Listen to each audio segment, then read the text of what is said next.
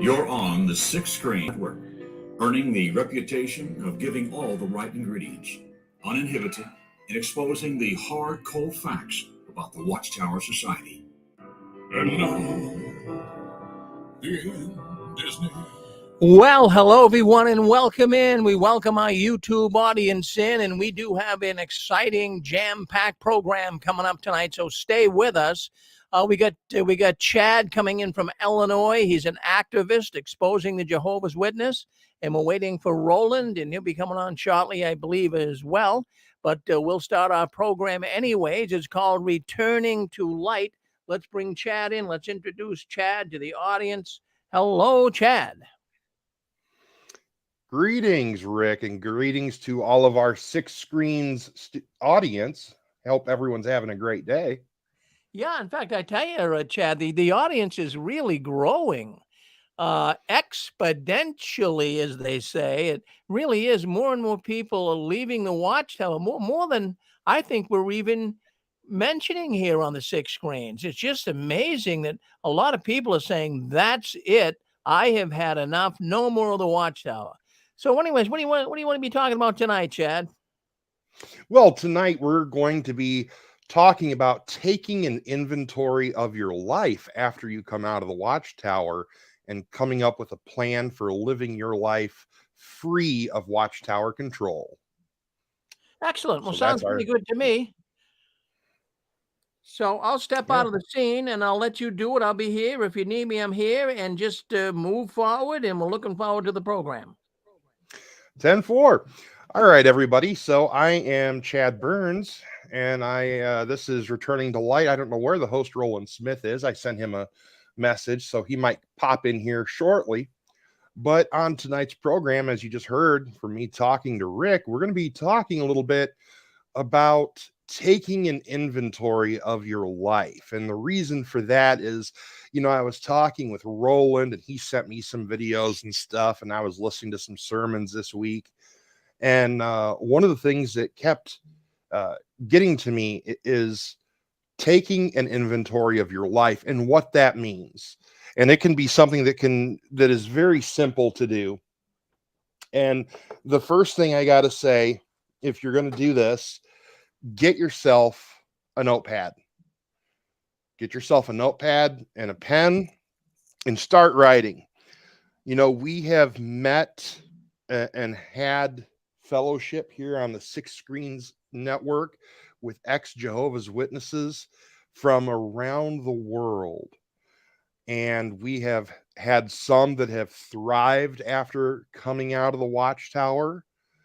And we have had some that sadly ended their own life. And it's something that, it hurts us, the Six Screens broadcasting family. It hurts us when we lose someone.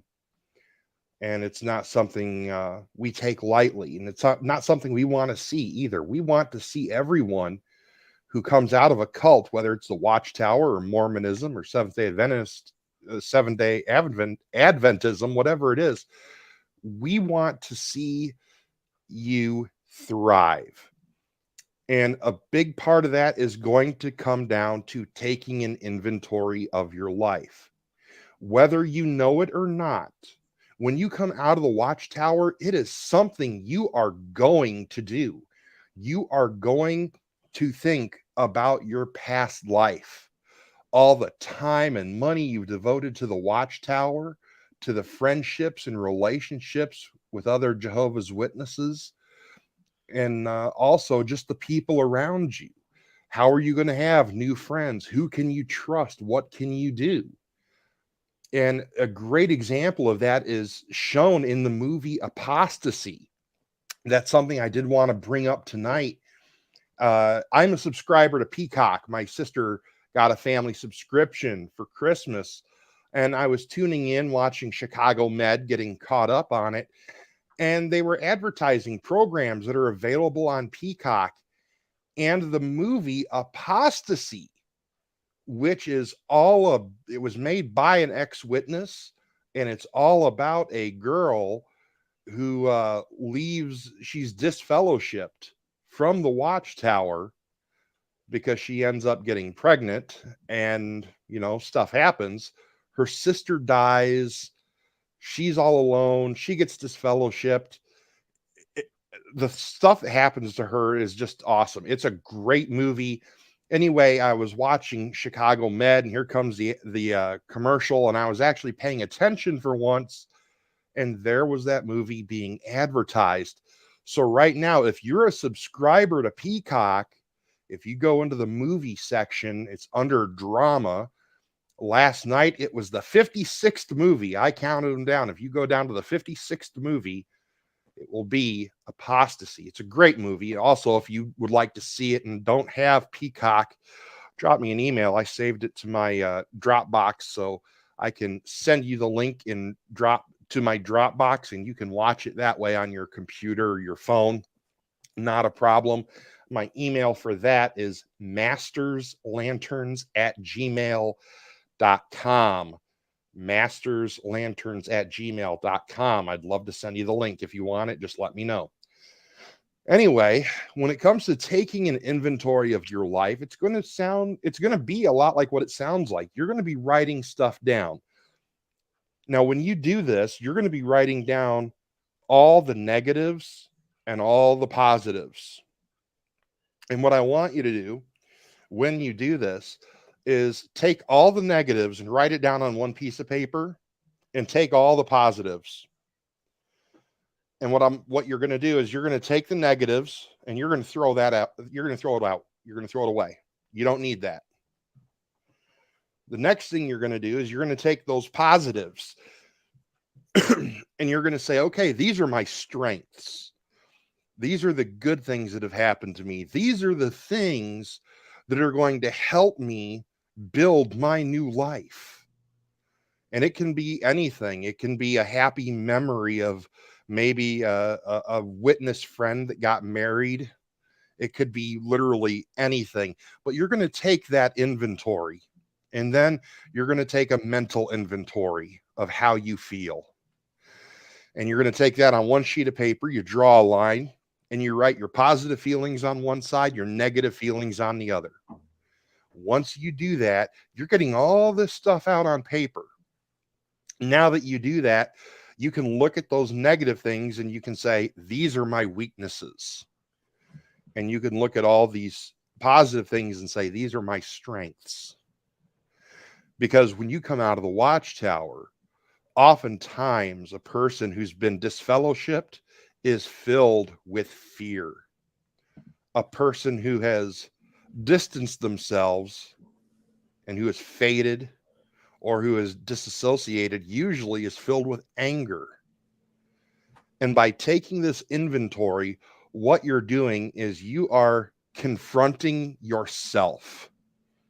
But by looking at the negative things and saying these are weaknesses, looking at the positive things as strengths, by throwing out those weaknesses from the first list, all that bad stuff that has happened to you, all the bad stuff you've learned, you're getting away from that negativity. And that's a big part of it, is you're developing your own personhood and who you are. That's a very important thing, because as followers of the Watchtower, the Jehovah's Witness and ex-Jehovah's Witness, they are programmed to think a certain way. They are programmed that their life, their all, their being, their worth is all tied up in an organization. And you have to get that out of your head. It can be a very hard thing to do. And I know I talk a lot about this, and there's a reason. Repetition is the best way to learn something. And also, repetition is the best way to remember something. So I'm wanting to get this into the heads of our listeners. It is not your fault that someone lied to you. And that is the reason you got involved in the Watchtower. You were lied to either by your family or by another Jehovah's Witness. And chances are they were lied to by someone. So that's something you need to keep in your memory. You were lied to. You are the victim in that sense. But now You're free. You don't have to be a victim anymore. Now you get to be a victor. And that's where I want to really focus in on. When you're taking your mental inventory and you're taking this inventory and you're writing it down on paper, you're looking at these things and you're saying this negative stuff, these are my weaknesses. These are stumbling blocks. These are the things I need to get rid of. I need to let go of. These other things, these positive things, these good things, these are stepping stones. And the entire point of this is to surround yourself with all these different stepping stones so that you don't have to stay in the place where you're at. You can climb a level above and you can go one step higher than where the Watchtower has put you. That is the important part. Your life, all your past experiences, they are either going to be a stumbling block or a stepping stone. And how you live is your choice of what is going to be a stumbling block and what is going to be a stepping stone. This isn't easy, but it is something that's necessary. So, with all that being said, I do want to talk a little bit about some things that Roland had showed me. He sent me a video. It was a woman who left the Watchtower, and one of the things that she did, she was from Scotland, and one of the things she did, she went to the Kingdom Hall one time. She's sitting in the service on a Sunday morning, and she had been divorced. Don't know the reasons around it, whatever. She was not disfellowshipped, but she had been divorced. So that tends to tell me that it wasn't her fault. The elder got up to speak, and he looked her square in the eye as he was giving his talk. And he said, Jehovah does not have any pleasure and will never have any true fellowship with someone who is divorced. And that broke this woman's heart. And it absolutely shook her to the core of her being. So she ended up thinking about it for a few seconds. She got up, she collected her things. She left the Kingdom Hall. She walked 2 miles home. It was slightly raining. She passed people by on the street as they were waiting to get their Sunday roast at the butcher shop. And on her 2-mile trek home, she thought, what am I going to do? Where am I going to go? For many of you, that sounds familiar, doesn't it? Well, for this young lady, that question came when she got home. Because she said, let's assume this man is telling the truth. I no longer have to live for the Kingdom Hall. I no longer have to live for this organization. When she got home, she grabbed some boxes and some garbage bags, and she filled them up with everything. All of her magazines, all of her publications, the clothes she used to wear out to field service, the clothes that she would wear to meetings. She put them all in the garbage bags and tossed them outside in the garbage. The only thing she didn't throw out was her New World Translation of the Bible. And she ended up starting to read that by itself. And just by doing that, she realized just how distorted and perverted the Watchtower organization really is and how far away they are from what the Bible actually says. And then she ended up getting a real Bible translation. She ended up becoming a Christian, I think it was. Anyway, she got a real Bible translation, a legitimate one made by true, legitimate scholars. And she realized even more how they had twisted the Bible. And so she was totally free at that point from the grip of the tentacles of the Watchtower. It was a very liberating experience for her. And I know for a lot of JWs, when you come out, one thing that a lot of you don't do, and I can understand why, is take some time to yourself to just think about everything that's happened to you over the past few months. I think if a lot of ex-JWs would do that, it would probably help them out. But they don't. A lot of them, they come out and then they just start making decisions. And like I said, that is your choice. But I think it'd be a better thing if you just took some time to really think about things and think about where you want your life to go, what direction you want it to go. Because you have been brainwashed for years. If you leave the Watchtower, where are you going to go? If you're not working for Jehovah, what are you going to do? If you don't worship Jehovah, who are you going to worship? If you don't follow the organization, who are you going to follow? You know, these are common questions that pop into the head of someone who's been in a cult. And they're legitimate questions. But the thing is, you can flip the script around. You don't have to answer them the way you've been told to answer them. You don't have to think about them the way you've been taught to think about them. You can think about these things and come up with your own ideas. For those who were not born into the organization, that's a lot easier for them to do than it is for someone who has been born in. So one of the things me and Roland had talked about was getting involved in things outside of the Watchtower. One of the things me and him talked about was the advantage of what this woman did when she got out and she had finally just disassociated herself. She was done. She packed all of her stuff up and she left the Watchtower. The only thing she kept was her New World Translation Bible. And I was confused why she even kept that. But at the time, Roland pointed out, you know, she probably thought it was a good translation at the time, which anyone who does any research on it will find out differently. But anyway, I would say one of the things you should do, I would not go to the extent she did and just throw everything away.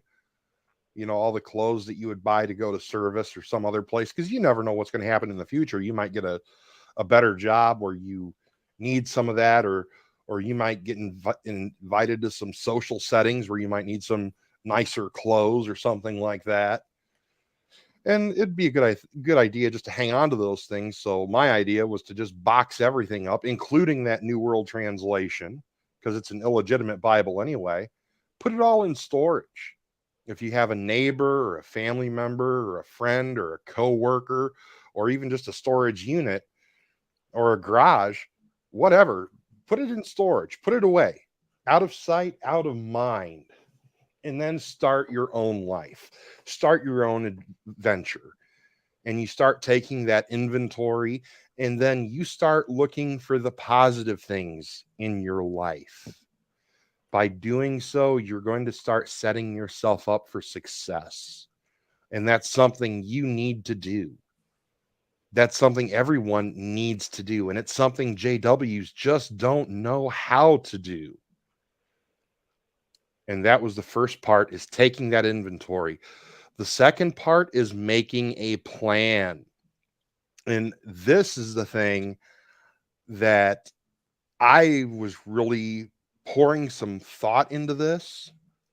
And when it comes to the 6-screen broadcasters, I think the person who is best at this part is going to be Apostle Babe Linda James. Without a doubt, without hesitation, she would probably be awesome at this part. As far as members of the 6-screen family, you know, not the broadcasters, but our beloved audience, I would say Pixie would probably be the best. And here's what I mean by making your plan. In life, when you're not in the Watchtower, they teach you in some places to make plans for your lives. A 1-year plan, a 3-year plan, a 5-year plan, and a 10-year plan. And what these are is different goals and different targets for you to reach. Now, the Jehovah's Witness is excellent about setting goals and hitting targets. The problem is they've always done it for the organization, not for themselves. So now what you're going to do is you are going to take your notebook and you are going to write down the day's date across the top of the page. And then and then underneath that, you're going to write down to be completed in 1 year. And then you're going to take another sheet of paper and it'll be the same thing, today's date, and then to be completed within 3 years. And then today's date to be completed within 5 years. And then your last sheet, today's date to be completed within 10 years. And here's the thing, you are going to set your own goals, your own targets. You're going to be holding yourself accountable. And these targets are going to be your goals. But here's the thing, you're holding yourself accountable. So if you don't hit your target and you don't reach your goal, you get to look yourself in the mirror and say, it's okay. You'll do better next time. And what you're going to do is you're going to set several easy to attain goals for your first year. Some slightly more difficult to attain goals for your 3 years. Some even more difficult goals for your 5 years. And then some even more difficult goals for 10 years. So you might have for a 1-year plan, and these things can be things that are very short, or very easy. For your shortest plan, it should be the easiest. So it might be something like, maybe you go for coffee at the same place every once or twice a week. And there's a cute girl that works behind the counter and you think she's kind of cute. So your goal might be, for a 1-year goal, find out if she's single. If she is, go out on a date with her. Difficult, huh? Yeah. Or it could be something like take up cooking and learn how to cook French cuisine. Learn how to cook Chinese food. It could be something like that. It could be something, take a 3-week trip and go fishing. Now, these goals sound kind of fun, don't they? Yeah, that's the point. These goals should be fun. They should not be something you dread. They should be something you look forward to. Now, in 5 years, or even say for a 3-year goal, if you're a mechanic or you're mechanically inclined, you might say, okay, in the next 3 years, I'm going to buy a junker of a car and I'm going to tune that puppy up and turn it into a hot rod. And that might be your 3-year goal or your 5-year goal. But you're setting these different goals.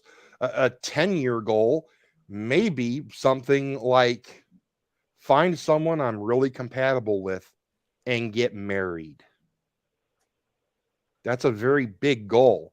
But guess what? 10 years come and go. Maybe you're still single, or maybe you're just dating someone.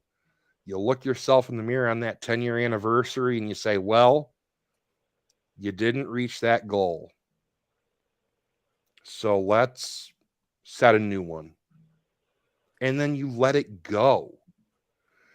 By doing this, you're learning grace. You are learning to give yourself slack when you have failed at something. Because let's face it, folks, and I hope someone will hit *6 and chime in on this at any time. Let's face it, the most self-abasing people, the most self-critical people are people like ex-Jehovah's Witnesses. Because as a Jehovah's Witness, you are taught to conform and perform. And if you don't conform and perform, then you are looked down upon. And you have a sense of shame upon yourself. And I know many of you can attest to that. So that's the whole idea of setting these goals.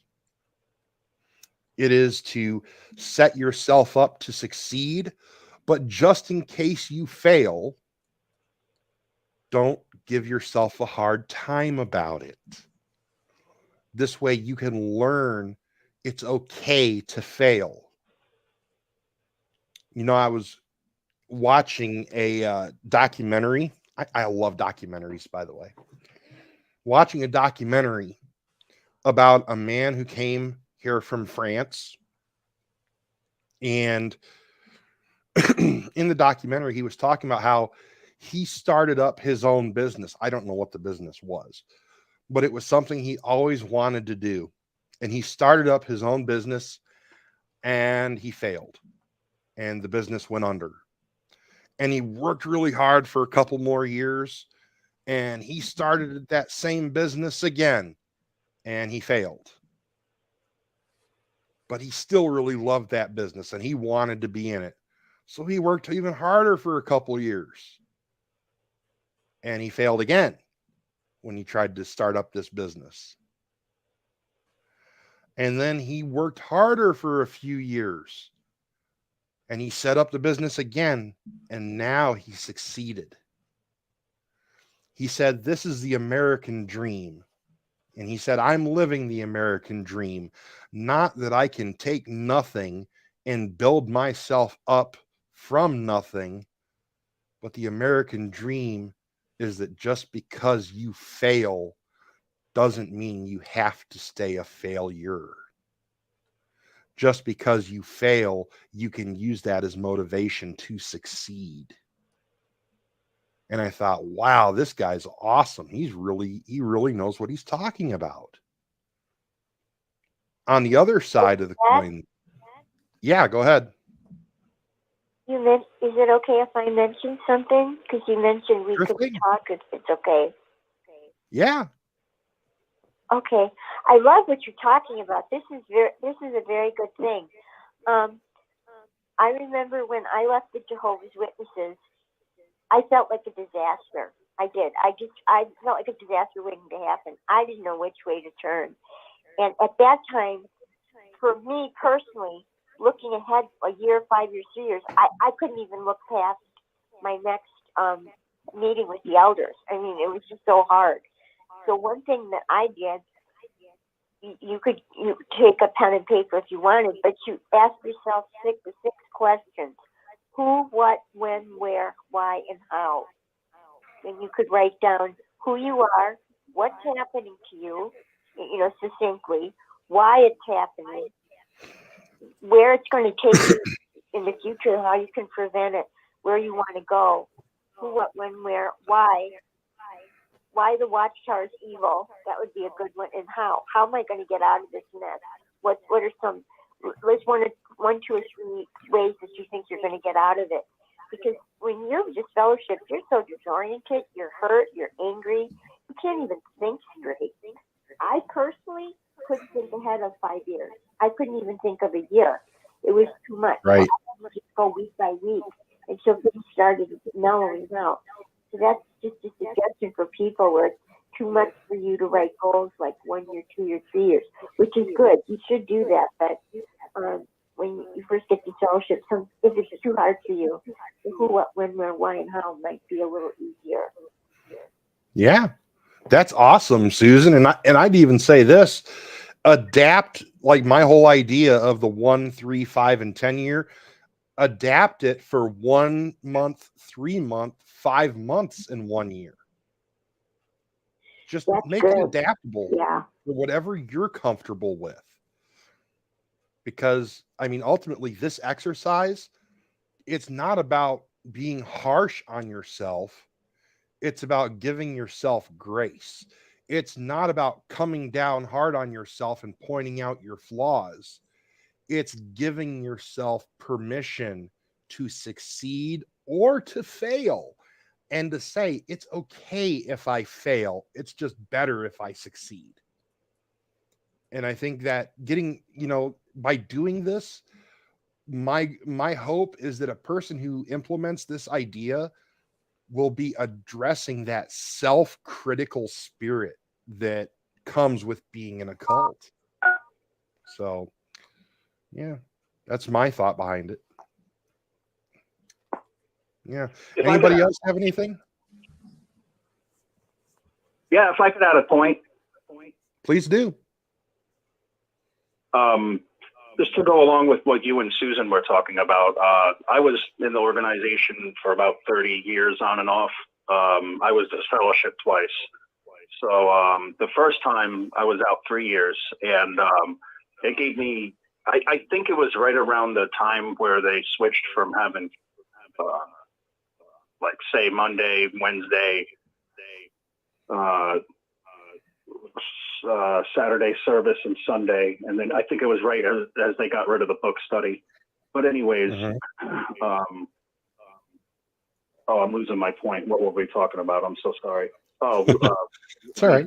Being disfellowshipped, and when I was disfellowshipped, I had that 3 years, and I had a lot of time on my hands, and I was able to focus more on work, and I got a little bit more training in auto body and became a better painter from it. So that there were good things that came, and I made good friends in the world. I used quotation fingers. So there were good things from the disfellowshipping arrangement the first time for me, even though it's like backwards. And the second time, now I'm out, and I'm out for good. And it's been about, I think 11 or 12 years. And I've learned that I know how to cook, and I'm really good at it. It's on both sides of my family. And I've been recreating all the dishes because I left Rhode Island and I live in Nashville, Tennessee. And I'm recreating all the dishes, like you talked about, Asian cuisine and stuff like that. It just makes me realize how much Watchtower really holds us all back. And I really appreciate the points that both y'all are making, that you need to write things down, or at least make the mental goals in your head, to have a plan, and to regain some of the happiness and damage that Watchtower took from us. Absolutely. So what are some other things that have helped you after you came out to get yourself out from under the control of the Watchtower and help you to realize that it's okay to be yourself and it's okay to develop your own personality? I would say I guess the first time I would be physically out, mentally in the POMI. The second time the POMI started to fade away very soon because of the abuse of the elders trying to get back in. After 5 and 4 reinstatement letters from my wife and myself, it was like, okay, something ain't right. And then Lloyd Evans and other channels like Mark Martin and you guys, and I found you guys later, actually, just a few months ago, but it's been great. And you guys are my favorite, actually, apostate channel to listen to. And I'm really happy that I found y'all. Y'all do a great job here. Great. Glad to have you aboard. It's always great. You got a name we can call you? Oh yeah, I'm sorry. My name is Eric. Oh, okay. Hey, Eric, I'm Chad. Nice to talk to you. Hi, Chad. We've talked once before. Oh, have we? Okay. Yeah, but I mean, how would you remember? Yeah, I'm so sorry about that. I do get busy and talk with a lot of people. I totally agree with what you were saying, though, about having a backup plan and having goals, even if it's little goals, just like cooking, like you said, or anything it could be, like mechanics, But I appreciate you doing that, because it helps people, like Susan was saying. when you're disfellowshipped, you're in the most horrible place you can be. I mean, in prison, they put you in solitude, and it's the worst punishment, and it never helps the prisoner. It always makes things worse. And that's exactly what Watchtower's doing to all of us. So it's great to have people like you to help us through it. Yeah. Well, I tell you what, isolationism is never a good answer. You know, when it comes to addressing a problem, staying quiet about it is never going to fix it, you know? So, but yeah. That's true, Chad. There's this saying that says if you don't talk about something, it's like it never happened. So on this extreme, invite people to come in and talk. We want people, because believe it or not, you may not believe this, but the more you talk about it, you're helping yourself. You're not only helping others, but you're helping yourself. You're making things real, and you're facing them. If you just keep them in your mind secret all the time, it's not mentally healthy. So to express what's going on, say, you know, Chad, I love your goal idea, but I'm having trouble here or there. What could I do? Or, you know, that's the best thing that we can do with each other, is ask each other for help, because we're the largest group meeting of ex-Jehovah's Witnesses in the world. And so people should take advantage of this. It's almost like therapy. I'm not saying it is therapy, but by talking about it, you're making yourself more mentally healthy. Oh yes, absolutely. You're letting all the anger out. You're letting the rage that builds up inside of you. You're letting it out, and you're doing it in a healthy way, that you are addressing it toward where it should be addressed. It's not being addressed towards your innocent friends or family or coworkers. It's being addressed in the company of other people who will love you and who will support you and who will agree with you about your anger, and you're addressing it where it comes from, which is the Watchtower organization. It comes from that corporation. You need to give it back to them. I think that would be a good thing to say.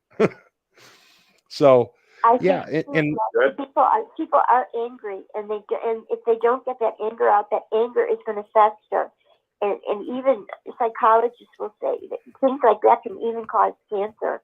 So we might not think about it, but what are our ulcers there for? We may have been sitting in the Kingdom Hall with ulcers, and no one really cared. Actually, they just wanted to know what are you doing for the Watchtower. That's all. That was the judgment.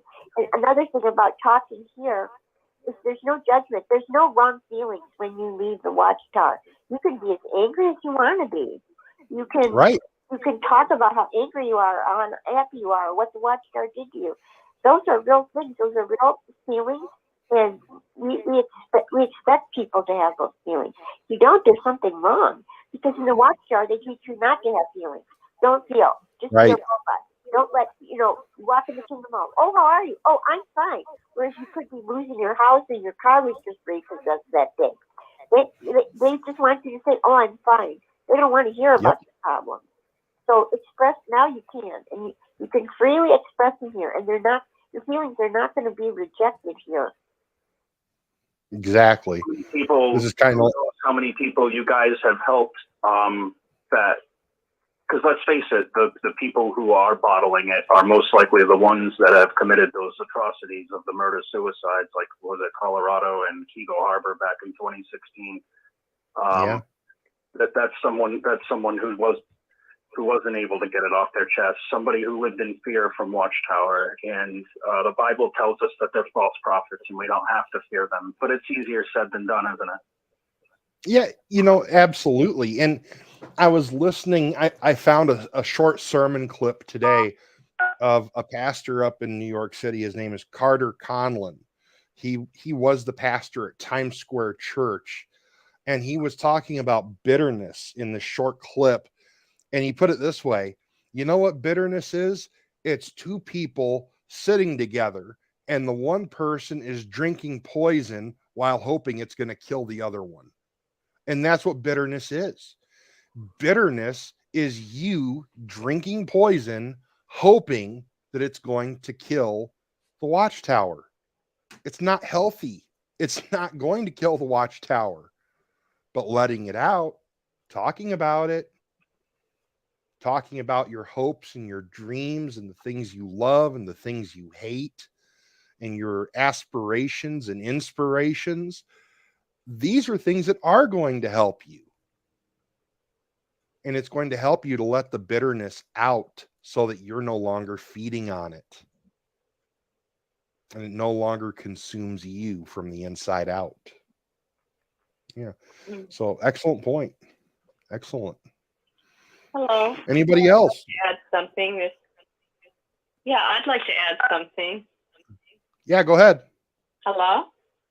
Yeah. Okay, it's Christine. Hi, Susan, and hi, Chad. Hi.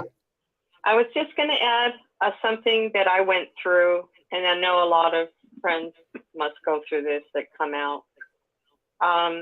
When you wake up and you finally recognize that you were programmed, you were indoctrinated, you were fooled.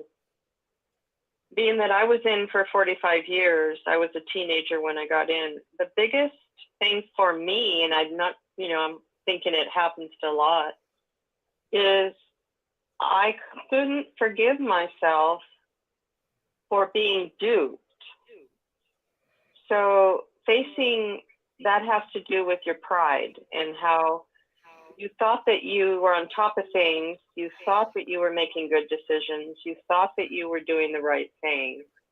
And when you find out that you were supporting something negative or something toxic, you start turning on yourself. Like, oh, what's wrong with me? Well, how could I be fooled for 40, some years? What is wrong with me? And you turn on yourself because you prided yourself in being somewhat, intelligent. You thought you made good decisions for your life. You had the right motives. I did. Right. My motives were good. So what I had to do was completely shut down the judgment because judgment was killing me. When you're in the organization, you're always judging. You're judging yourself. You're judging others, and you fall into that trap. And I've been woke up for 5 years now. I find myself sometimes, reverting back to that. Like now that I've been out for a few years, I have made some bad decisions. I mean, not bad. Right. That might not be the best, might not have been the best. Right. Right. And I start putting myself down with, why can't you start making better decisions? What's wrong with you? Why can't you, use better critical thinking? Why do you keep falling into the same traps, and I just have to keep, I'm telling everyone here that's listening in, whether you're out and you're waking up and you're judging, try to work hard each day to accept that you could be forgiven. You forgive yourself. God forgives you. And you don't have to live in constant guilt and judgment. So if you can work on that, it really helps. And I just wanted to put that out there because that's the fight for me every day, to fight being judgmental, fight, that programming. And I just wanted to share that with everybody. Sending out hugs to everybody. Thanks. Thank you so much, Christine. I absolutely loved what you had to say. It was wonderful. Anybody else? Chad? Yeah. Oh, Chad. Yeah, Chad. This is Dick Borgie out in California. I'm enjoying Howdy, Dick. the program immensely. How are you? Oh, I'm doing great, my friend. Yeah, well, here's my thought. I know when I first met Rick Farron about 2 decades ago now, he did a seminar at Holiday Inn, and I attended it. And he started connecting the dots for me that this was a cult. And it took me a few years, but I really got the grasp of it, that how bad and deceptive and deceiving they were, and how that they had ruined my life. I did things that were negative, but they did things that were horrendous. And after a while, you get a real resentment towards the Watchtower Bible and Tract Society. not so much the elders in a particular congregation, but particularly the governing body, because those guys know they're liars. Those guys Yes. know that they're being deceptive. Those guys know that they're being controlled by Satan, the devil. That's the Holy Spirit does not run that organization. The spirit of the great liar, Satan, the devil, runs that organization. The point Yes, that I sir. want to make, and this was made quite well in previous callers, is that it is cathartic.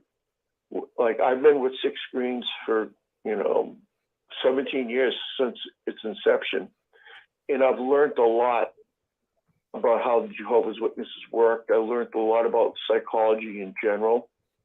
And I would tell anybody to please listen to Six Screens, but beyond that, go tell someone that's Jehovah's Witness. Send them a postcard anonymously if that's all you can do. But I can just tell the audience, excuse me, me and Rick went to Columbia, the Watchtower headquarters at anyway, in New York, and they were afraid of Rick.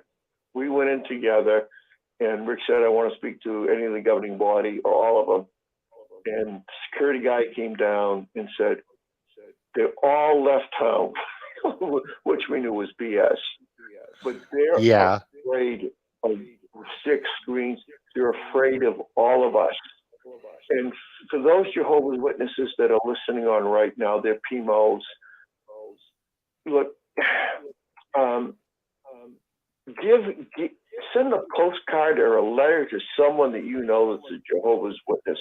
And just say, listen to Six Screens on Saturday night. Give the time. Give the telephone number. Just do that, because you had the guts to go knocking on people's doors and giving a witness a Watchtower monument. Well, have the same amount of guts. It doesn't even need that amount of guts. These people, these Watchtower people, these people that are in the governing body, they are cowards. They are liars to the bone, and they're afraid of us. So I would tell any Jehovah's Witness that's in the congregations right now to listen to my voice. Keep listening to Six Screens. It will make sense. And try to send a message to another Jehovah's Witness that this is the channel you want to listen to. It's cathartic. It'll straighten out your thinking. I know that before Rick ran into me, I was depressed, super depressed. I was suicidal. I was planning my own death. And now I'm the happiest guy in the world. I'm going to be marrying a wonderful spiritual sister, you all know. And my life is absolutely fantastic. And that's because of Six Screens. So please tell other people about Six Screens. Do not keep it to yourself. Thank you, Chad. Thank you for calling in, Dick. I love hearing stuff like that. I mean, it really warms up my heart and makes me feel good to hear someone like you. You know, you were one of those people. You came out of it and you saw it through. You pressed on, you persevered, and now you're living the dream, my man. So good for you and good on you. That is awesome. Another thing I wanted to bring up, and me and Roland had talked about this one as well, is the fact that sometimes instead of looking around town for help, sometimes it's best if you go to a neighboring town or a neighboring city. I live in a city of about 16,000 people, and about a 20-minute drive away is another city of probably around 17, 18,000 people. And if I ever wanted to get away from the troubles I was having here in town, it was just a hop, skip, and a jump down the road, a 15-minute drive. I was in a completely different city. Nobody really knew me. It was almost impossible for me to bump into people I know.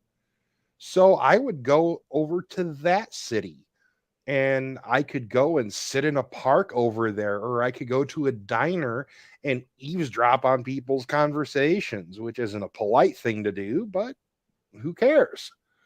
And I was able to take time to myself. And I still do that. There's times where my life gets out of focus and I'm hurting and I'm in pain, and I just need to do something to break up my self-deprivation. So I will go out of town to another city and I'll just visit different locations there. And it can be something like going to a park, or uh, feeding some ducks or something like that. It can be anything. It doesn't have to be any one particular thing. But, a lot of us, we just don't take into consideration that there's resources outside of our own little cities and our own little towns. I have one of my friends, he was going through a really bad divorce.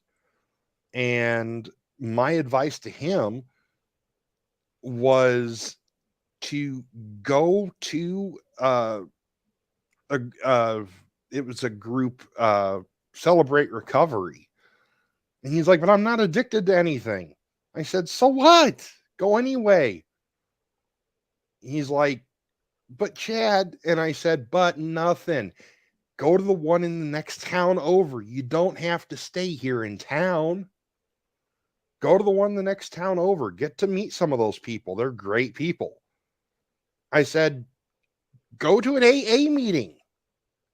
He said, why would I go to AA? I'm not an alcoholic. I said, they don't know that. And that's the truth. I mean, that's about like me when I go on vacation down in Missouri. I get bored. So I will get online and I will look up the phone numbers of different local businesses. I will call in. This is horrible. I have called in. Did you know I got fired from a Walmart I never worked at? Because I would call into the Walmart and I would give my name and ask to talk to a member of management, and I'd let them know I couldn't make it in today and it was supposed to be my first day. They fired me. You can actually, I didn't know that could happen, but yeah, I've gotten in trouble from Home Depot and Lowe's. Why? Just because it's entertaining. Sometimes you got to do something that makes absolutely no sense. And I know that sounds like it's way out there, but come on, folks. Look at the stuff the Watchtower pours into people's heads. Look at their perspectives on things. What's worse, calling in sick to a job you don't have just so you can have a laugh, or telling someone if they didn't scream real loud, it wasn't really rape? Come on. But that's what you have to do. You have to make these comparisons sometimes. And you have to say one is truly a victimless crime. The other is turning a victim into a perpetrator. So, I mean, that's something to think of. And yes, I do some crazy, strange things. Yeah. I was thinking too, we all pay taxes, right? You can't avoid it. Yeah. I used to live in DuPage County, just north of you. And right. that county has super amount of services for people. We pay for those services. Right. We forget about that sometimes. But if you look up your local government, see what services they have for you that might appeal to you. Different classes or groups that meet, or they fund this program or that program. One program in DuPage County was if you couldn't afford a therapist, they would find one for you, would pay part of the therapist's bill. Yeah. That's really good. I mean, that's oh yeah. But the point is, you need to be a good investigator, and instead of waiting for things to fall in your lap, reach out a little bit and say, maybe I'll make a few phone calls, or maybe I'll even call some churches in the area and find out what services they offer. I found it myself, and I found a couple groups that I wanted to meet that I thought I could, talk about my Watchtower stuff. And eventually it didn't really help that much, because I found sixth grade. So then it just kind of changed everything. But I was looking for help. So go out and try and find it. And I think if you look at your local government, your local city, state, or county government, you might be able to find something. Absolutely. And and I'm, I still get amazed at how nice people can be. Because when you're coming out of the Watchtower or any cult, one of the things is with the love bombing, you're told no one shows love the way we do. And honestly, with some groups like with the Watchtowers, I mean, only enemies would love someone the way they do. Let's be honest here. But honestly, I think some of the things you can do is just, I had one friend, he came out of a very high control group and he had some severe PTSD. And the way I met him was he contacted me and he just wanted to talk to me about my beliefs because he saw me online. So we met at a local Burger King and we sat there. We had, we got a soda and lunch and we were talking. And he, we argued politely. I didn't come down hard on him and call him names or anything. He got a little mad and started doing that to me, but I let it, roll off. And what it boiled down to was he just needed someone to talk to vent to. And now he's still not a Christian, but at least now he's also no longer holding to the beliefs of the cult he was in. So it's not always about conversion. Because, with the Watchtower, when they're meeting with people who aren't JWs, it's all about getting them to attend meetings, getting them to attend studies, counting the time with them, et cetera, et cetera. And for me, would I like to see this man come to Christ and become a Christian? Yeah. I'm not going to make our friendship depend upon that, though. Because I don't have the power to save his soul, and that's between him and God. All I can do is point the right way, Other than that, he's the one. It's between him and the Lord. So, I mean, sometimes you just need to talk to someone, and that's where I say call up people, call up churches, and just talk with random pastors, even if it's just on the phone. I mean, it can be pretty interesting. Some of them might write you off. Some of them might hang up on you. Some of them might just invest the time and say, hey, why don't we go bowling or something? You never know what you're going to run into. But I really like what you had to say about the different local programs. And a big part of that, I think, would be contacting your local police station even. Just find the non-emergency line, call them up and ask them if they know of any information, or call your local city hall. Ask them if they know of any different programs in the area. There's tons of things you can do. So, yeah. Somebody else have something they wanted to say? Okay. There is just tons and tons of resources out there that are just untouched. Nobody really knows about them. And it is so sad that they're not taken advantage of. And a big problem there is we don't even know what they are. And unless we reach out for the help, we're not going to find out what they are. So, I mean, it could be something as easy, if you're really heartbroken because you're losing family members, something like that, you can call up your local hospital, just ask to talk to a chaplain, and they'll put you through with a chaplain, and then just tell the chaplain that you need some grief counseling and see what kind of resources. That's something the chaplains usually have the access to, is different grief counseling groups and places you can get free counseling. So that would be an excellent place to start. If nothing else, call call a hospital, ask to talk to the chaplain, ask them about like some grief counseling or some private counseling services that are low cost or free. And they'll usually be able to help you out, or they'll take your number and they'll get back with you about the resources. So, I mean, like I said, it's all out there, folks. Like it says in the Jesse Stone novels, the information's out there. All you got to do is let it in. So it is available though. And I hope a lot more people will start doing that. Take that mental inventory, come up with a plan, whether it be for 1 month, 3 month, 5 month, and a year, or 1 year, 3 year, 5 year, 10 year. Come up with a plan. We all grew up watching the A-Team, Hannibal. I love it when a plan comes together. So why not start making your own plan? See if it comes together or not. If not, it's okay. It doesn't have to. Yeah. Yeah, I think that's some really good advice that you gave to the audience. My former church was Methodist that I was going to. They had life groups, and one of the groups that they had was divorce care, and I was blessed to be the chairman of it and the facilitator of it. And it was a really good course, and it was all on videotape. I just read the questions to the class. That was my really only job. But those the people that were on the videotapes were all people that had PhDs, and their specialty was marriage counseling.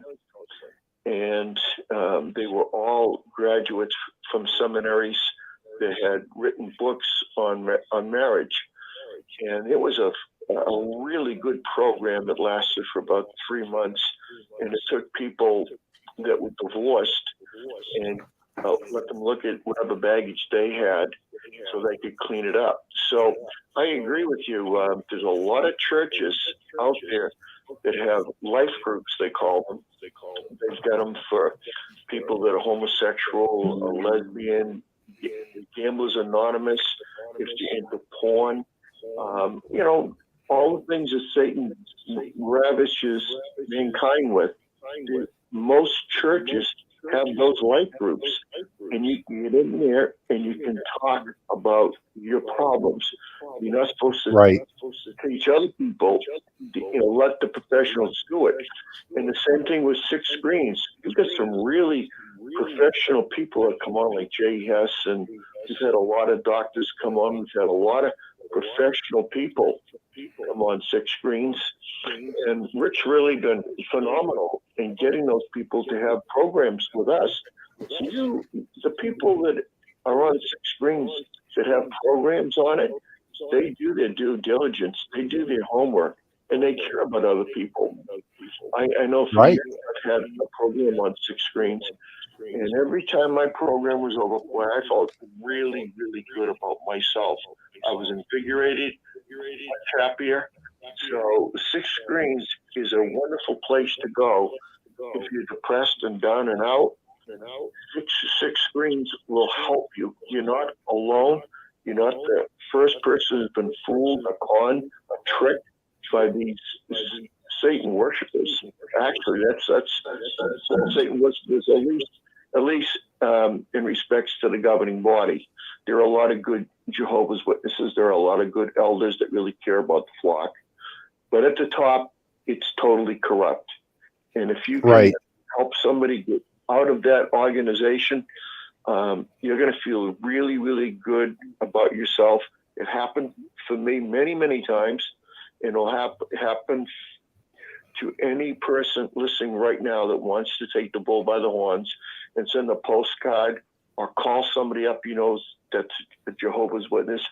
Say, just listen to Six Screens and give the phone number. Thanks, Chad. Yep. Thanks again, Dick. And that's another thing is I'll take the time even to print up some business cards, and they'll just be very simple, and it'll just say, Six Screens telenetwork, call this number at such and such a time and listen in. And it can be just that easy. Make up a bunch of those cards, and you can drop those through the mail slots at the Kingdom Halls.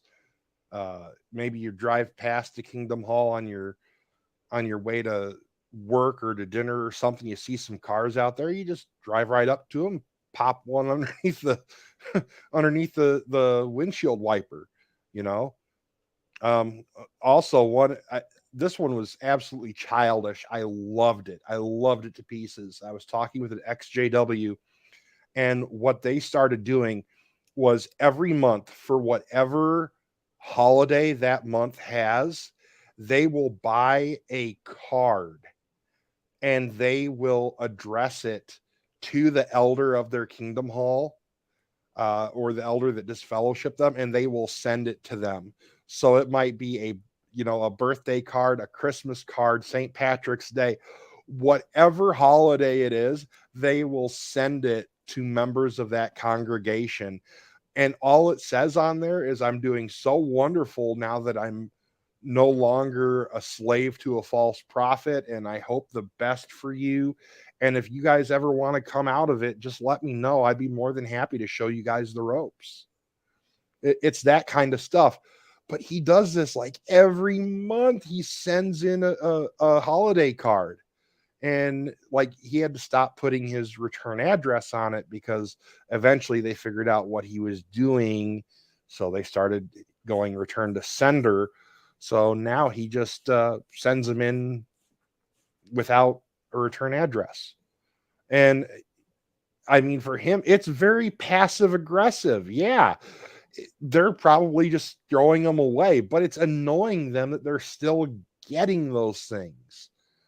And if they ever do open it up and they see that it's someone wishing them well, it kind of is a backhanded compliment, because the whole thing of, I'm doing wonderful ever since I was kicked out of a false prophet. So yeah, that's an insult, but then I hope you're doing well. And if you ever come out, get a hold of me. I'll show you the ropes of how to live your life free. I mean, just great stuff. And he sees these people out in public, and occasionally he'll wave at them and say hi, and they'll give him a dirty look, or they'll turn their nose up, like how, yeah. I wanted to mention the best thing that you can do against the organization is to have a life well lived. Because they tell you after you leave the Watchtower, you're going to be a disaster. Everything's going to go wrong for you. You're going to get sick. You're going to have all kinds of problems heaped upon you, which isn't true. But it's just a way of them trying to manipulate you. So really, by living a good life after you leave, that's the best way to show the Watchtower Society what for. Yeah. And I think that, but yeah, I mean, that little passive aggressive stuff, I just saw in the comments, someone loved that idea. I thought it was great too. And like you said, the best thing you can do is to have a good life. And I think sometimes the best revenge you can get is to let them know that you're having a good life. You don't have to be a jerk about it. You don't have to come down hard about it, but you can share in a card a couple of the good things that's happening in your life, and just say, this is, being out of this organization has been the best thing that's happened to me, because I'm no longer a slave to a false prophet. You know, even if you don't become a Christian, you can say, I'm still living a great life. And they tell you that, you know, when you come out of the Watchtower, you're going to be miserable. Prove them wrong by living a happy life. Get revenge by letting them know that you're having a happy life. But anyway, folks, it is now 6:00 my time, so it is time for Six Screens News, coming up with your host, Rick Farron. Till next time, folks, I'm Chad Burns. This has been Returning to Light on behalf of Roland Smith and myself. Thank you for tuning in. Hope you've had a great time. I've had a great time hosting this program. We'll see you guys again in 2 weeks. And next Sunday, Six Screen Sunday, Cult Busters at 12 noon, 11 Central Time. I'll be hosting that. Till next time, folks, you have a great night, and God bless you all. Well, thank you very much, Chad, for doing the program tonight, and we wish Roland well. We hope everything is well with Roland. But anyways, we're going to more programs here tonight. You want to stay into the 6 screens. We've got some really good programs lined up tonight. We've got, in fact, I'll tell you what's going on here. We have got JW World News coming up next, and is we're going to go to we have a brand new program tonight at 9:30. We have Fran and Joe. They'll be coming on with a program called The Outside Story, and they have a guest. He's a former pioneer, former elder, and he wants to talk about his trek in the Watchtower. So he'll be on at 9:30 tonight. And then, of course, we have After the Storm at 11 with Gail out of Houston, Texas, and a Pasta Babe. She'll be on about 11:30 tonight. So everything looks pretty good, I guess. I guess we're just about ready to go here on the 6 screens JW World News. Maybe you guys could dial in tonight for the first time if you like. That would be fantastic to hear some new ones coming in. So let me just make sure we got everything up and ready to go here, making sure all the sound clips are ready. Just takes a little bit of effort here on my part to get this all ready, and we'll be ready to go here on the 6 screen. So stay with us. And we're going to end this program that Chad was just in. So we're going to leave the studio on that one.